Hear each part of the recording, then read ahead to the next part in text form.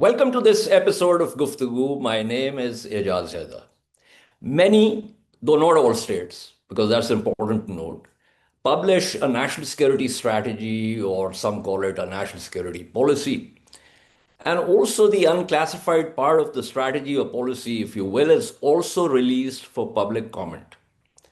Internally, it is a management and planning tool or exercise, whatever you want to call it, to unify the government. Externally, it is a communication and signaling tool aimed at the public, which is your own people, your allies, and also your adversaries. The United States is a key state where presidents are required by the Goldwater-Nichols Act of 1986 to submit a comprehensive national security strategy report to Congress. In that sense, it is first and foremost compliance with the law. But that is not all. The law was passed for some reasons. The first is strategic coherence and direction. That imperative itself can be broken down into at least three other requirements, one of which is to cement the administration's doctrine. In other words, it is the most authoritative statement of that particular administration's worldview, threat assessment, and also priorities, which is one of the reasons this current national security strategy of the United States, which is the first one in this Trump term, is being debated so much in terms of how different it is from the one that was put out by Trump 1.0 and also by Joe Biden. In any case, any particular national security strategy of the United States answers what is our theory of security. Is it great power competition? Is it liberal international order? Is it counterterrorism? In other words, it's the conceptual North Star, if you will, of that particular administration. It also, at least in theory, is supposed to impose discipline and alignment. What does that mean? That means the process of writing it forces competing agencies, and there are different agencies. You've got the State Department, you've got the Department of Defense, you've got multiple intelligence agencies, you've got the Treasury, Commerce, etc., etc. And they debate and reconcile their views. The final document is meant to provide a unified framework, ensuring all parts of the vast national, security bureaucracy are singing from the same hymn sheet, so to speak, and resourcing their efforts accordingly. And finally, it also drives budgetary decisions, which doesn't mean it's a budget document itself, it's not. But the strategy provides the essential justification for budget requests to Congress, and it thereby creates a logical chain. Essentially saying, here are our priorities, here's the strategy, and therefore we need these capabilities, and that translates into the budget requirements.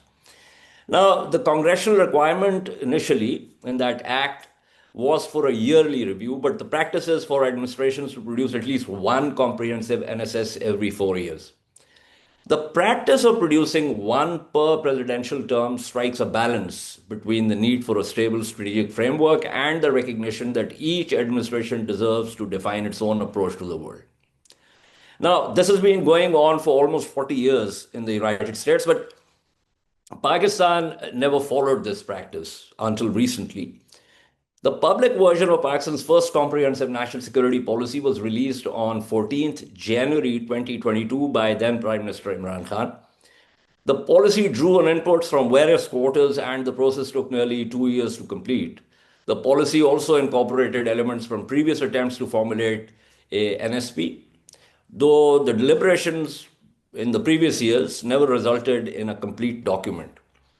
The current NSP, which is to be revised in 2026, prioritized economic and human security as core elements of national security. The term used was cooperative geoeconomics, contrasting the hard security approach of geopolitics with cooperation, trade, and connectivity. Now, as noted, the policy's lifespan was 4 years, after which it was to be revisited in accordance with internal, regional, and global developments. We don't know if the current government is in the process of doing that. The person who headed this effort at that time was Dr. Moeed Yusuf. He was then Pakistan's National Security Advisor. He and his team produced a state document. After leaving the government and as a private citizen and scholar, he wrote a report titled Pakistan's Geoeconomic Pivot: Strategies, Opportunities, and Challenges. That report sought to unpack the concept of geoeconomics in Pakistan's context. It's important because the term, as it originated in the United States, has a different Hobbesian connotation. Now, given the fast changing geopolitical scene, especially since the election of Donald Trump as the President of the United States, Yusuf followed up the previous report with a recent one titled Going Against the Grain: Implementing Pakistan's Geoeconomic Pivot Amidst Geopolitical Chaos. Now, both these reports were supported by Friedrich Ebert Stiftung, which is a German foundation, and the lead person for these reports from FES was Humayun Khan.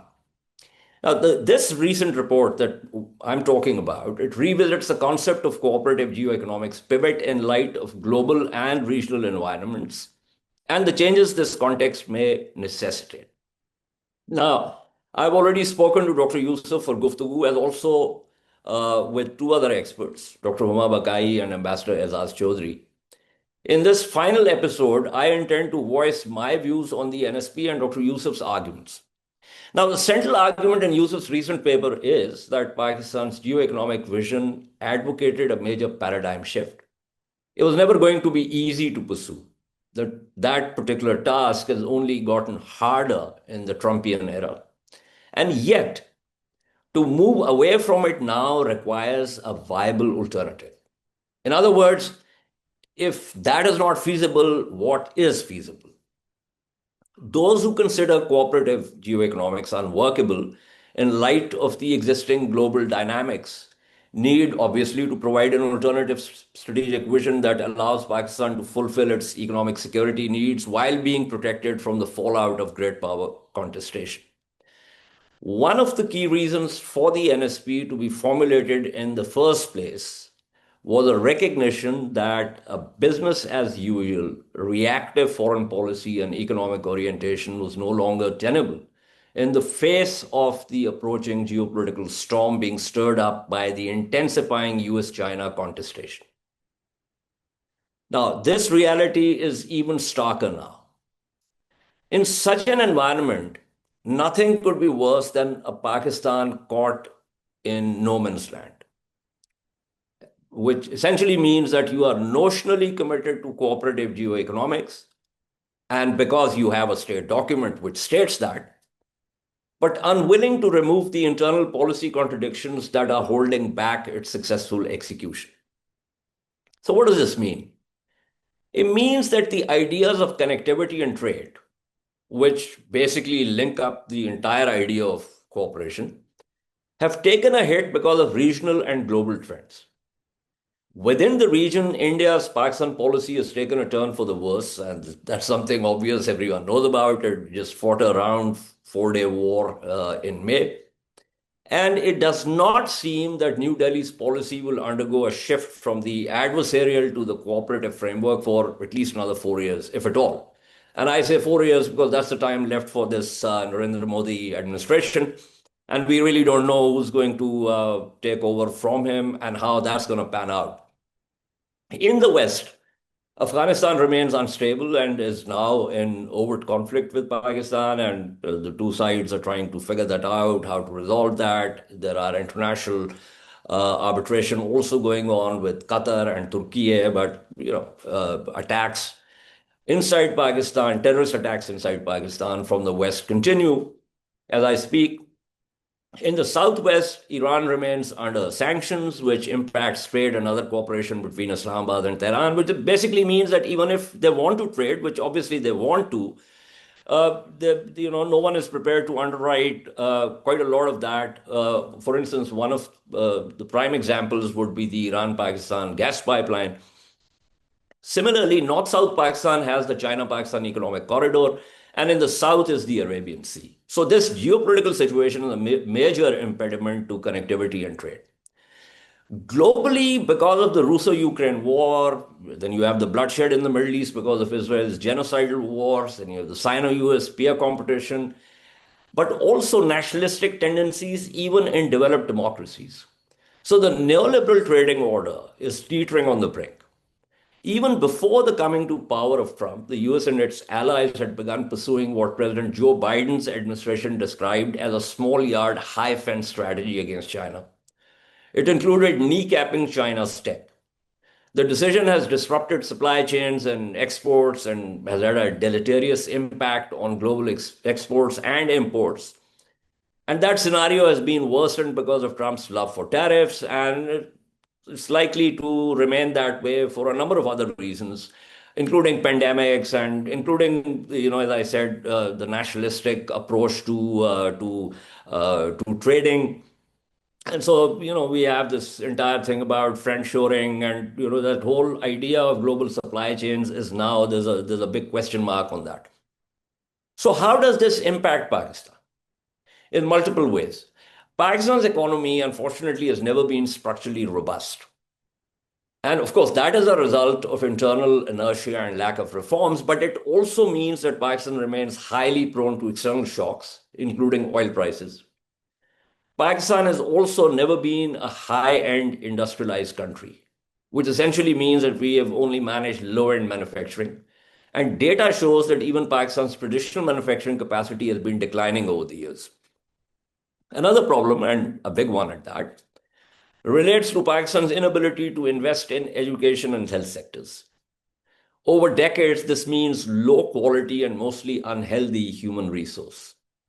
Given that today's economic development puts such high premium on innovation and knowledge, Pakistan lacks the basic ingredients for competing in a world where opportunities are already shrinking. The question then is, how does Pakistan take the route Yusuf is suggesting? One way is to throw one's hands up and say, it just can't be done. None of the boxes gets checked, and therefore it is a Sisyphean venture of futility. The problem with this approach is that it will not just keep Pakistan static, where it is, which is bad enough, but the country will keep declining, which will obviously be worse. And this is where Yusuf's point comes in. No matter what the challenges, and there are many, we have to roll up the sleeves and get to doing what's required. To this end, he recommends for now an India minus strategy. It is not optimal for sure, but for now, it is the only way forward. This point is, of course, in relation to connectivity and trade within the region and cooperation within the region. And it requires China and other states of the region that are wary of India's designs and want to benefit from Chinese investments. Second, Yusuf suggests that we don't need to try and do all at the same time. I mean, this is a big spread, a number of requirements, and the government and the private sector and the public-private sector partnership just can't do everything. So we need to identify areas where we can move swiftly and where the results won't be long in coming. There are, of course, the traditional sectors, and we have to look at their weaknesses, and we have to strengthen, and plug those gaps. But also identify other sectors. IT is an example, and that's where we already have the human resource which can actually compete regionally and globally. We can identify aging populations in advanced countries that require workforces, both blue and white collar, and formulate a strategy to increase our remittances. And now, this is not rocket science, and no one is reinventing the wheel here. This is something a lot of countries are already doing. As a matter of fact, we have seen data shows that sometimes our remittances have actually been more than our exports. So this is something which we are already doing, and the point really is that we need to do it in a way which is strategic. Identify countries with aging population, the government to facilitate not just the blue collar workers, but also the white collar workforce. And the revenues that come in will also help the state in targeting sectors that need development. Now, to this end, while we require internal reforms, and Yusuf has listed in granular detail the structures that can help facilitate. And this is something which, since the report is available, anyone interested in reading it can actually read and see how painstakingly he has actually looked at what kind of structures need to be created in order for this, as part of the internal reforms, and in order for this to actually become viable. We also need economic diplomacy. There's no rocket science involved in this. Political will, most certainly. The paper is constructed around three central points: need for commitment to pursue the pivot in earnest, and the pivot being the geoeconomic pivot, cooperation, connectivity, trade, prioritizing economic diplomacy as the principal tool for achieving objectives related to development partnerships, and reimagining connectivity in the new regional and geopolitical context.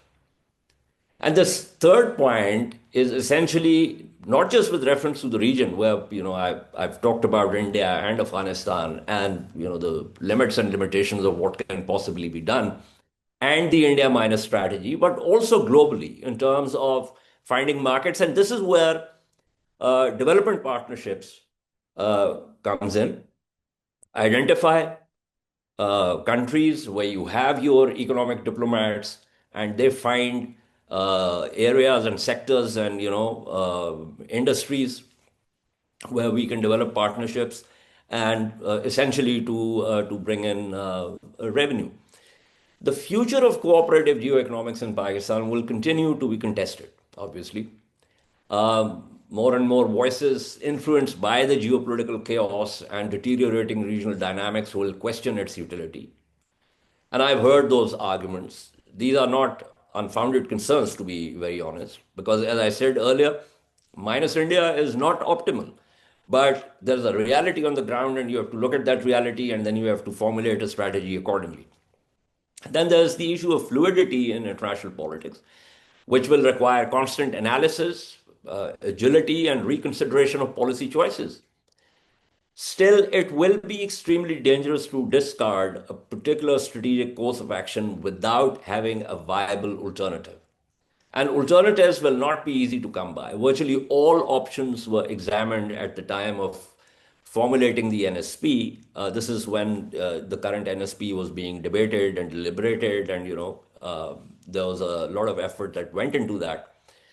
But none was deemed to be realistic. And yet, it is entirely logical. In fact, it is necessary for public intellectuals to continue discerning alternate options or need for revisions within the existing geoeconomic paradigm.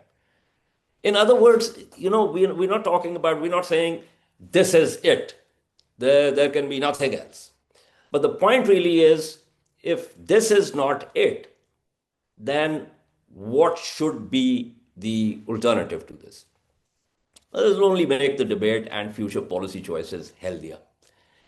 But the worst outcome would be if the country is notionally committed to the geoeconomic vision, but only implements it piecemeal while remaining unable to agree on and pursue an alternative.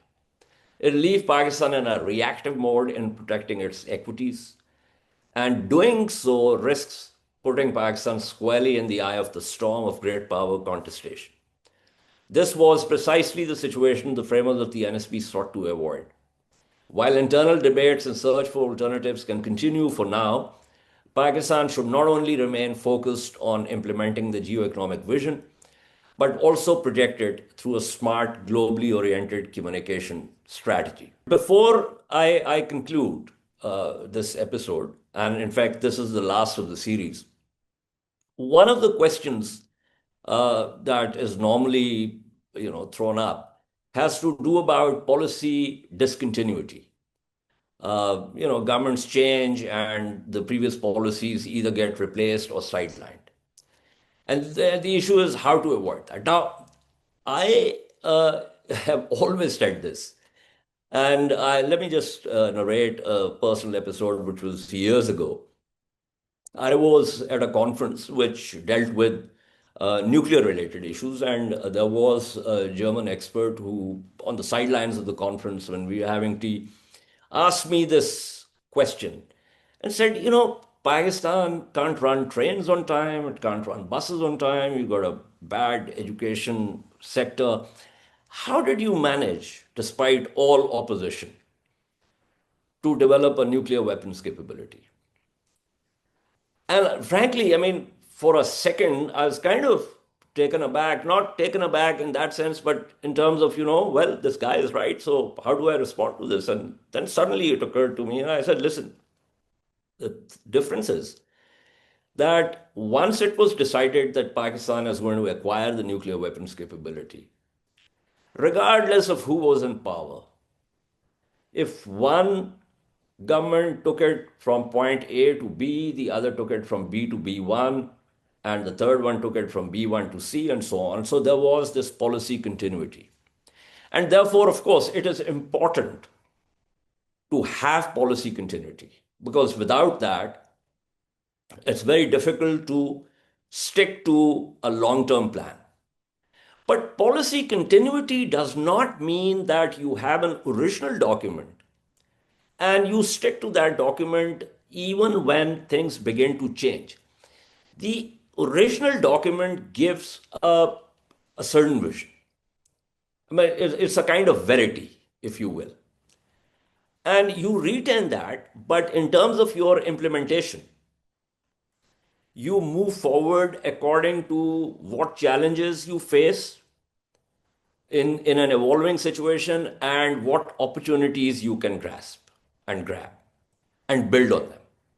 So, policy continuity is something that needs to be understood in that particular context. And frankly, in the way the regional and global situations are evolving, one of the things that Yusuf's paper talks about, and rightly so, is to have a certain kind of system within the statedom, I would say, not even officialdom because governments change, which can be followed by all governments, in terms of being agile to what's going on and how to respond to that. Once that understanding sets in, and once this particular verity about geoeconomics is something that has been understood in terms of connectivity, trade, and cooperation, in terms of diversifying exports, in terms of reindustrialization, in terms of development partnerships, then those challenges can also be met and those opportunities can also be grabbed. Anyway, this is all from this series of Guftagus. I said thank you for watching and stay safe. Goodbye.